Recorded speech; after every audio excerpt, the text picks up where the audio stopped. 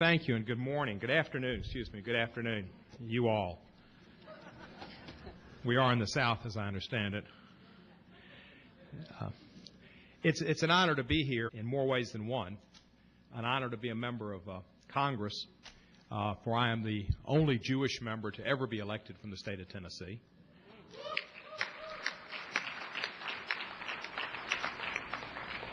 And I am the only minority Caucasian representative of a majority African American district in the country, and that's, I think, deserves a round of applause for my constituents.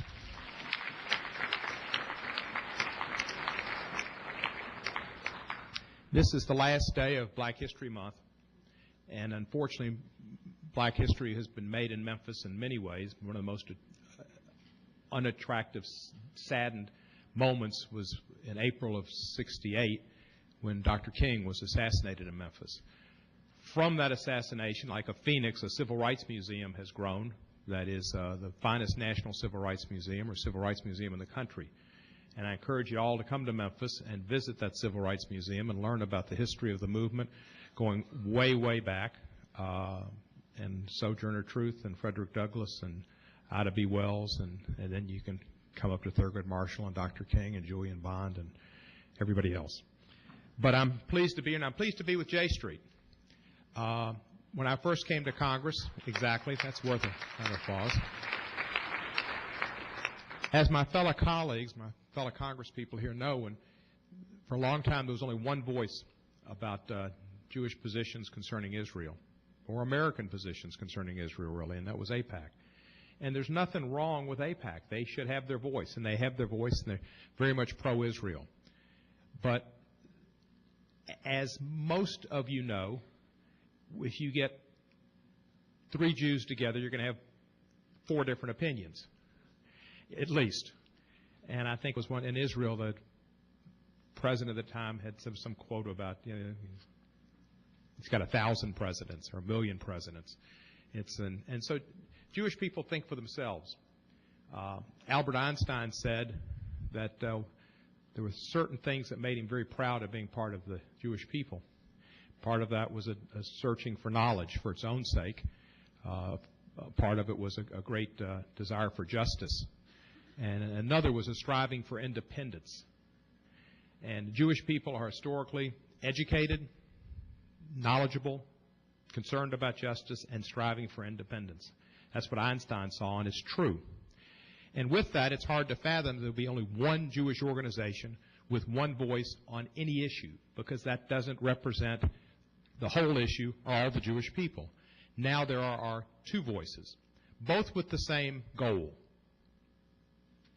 peace in Israel, Israel as a major nation with security, and a Jewish state that we have needed and need to have forever. J Street is not against AIPAC.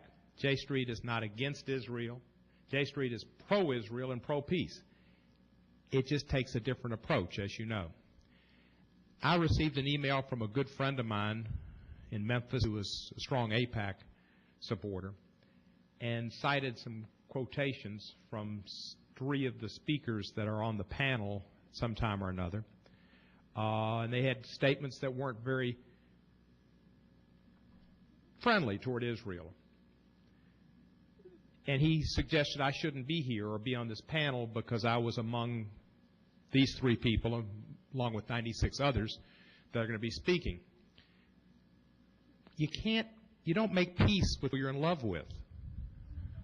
When you got differences of opinion and you need to get together and make peace for both sides' mutual benefit, there's going to be somebody on the other side, naturally, for a need for peace that's going to have said some things that aren't so nice about you, because there's conflicts. And there have been conflicts in the Middle East for a long time. Because somebody makes a statement, that doesn't mean you don't talk to them or listen to them.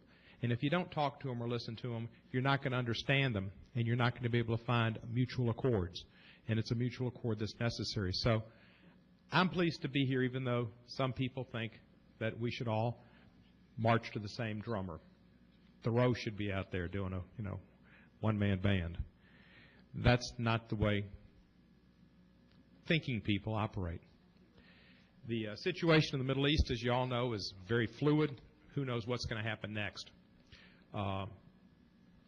First there was Egypt, first there was Tunisia, then Egypt, then Wisconsin, then Libya.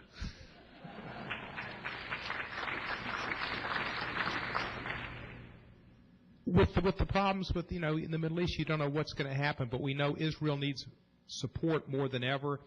And if the Arab people get united and need a common foil, which often happens for a new regime, to keep the people united, the Jews have always been a great common foil, common enemy.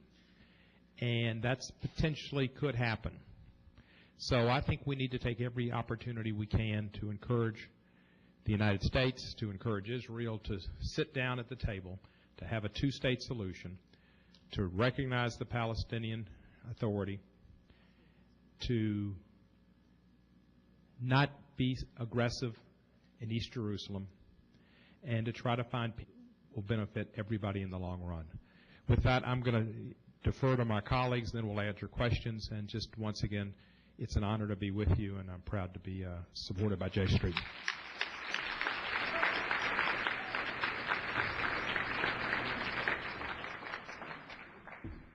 Congresswoman Woolsey.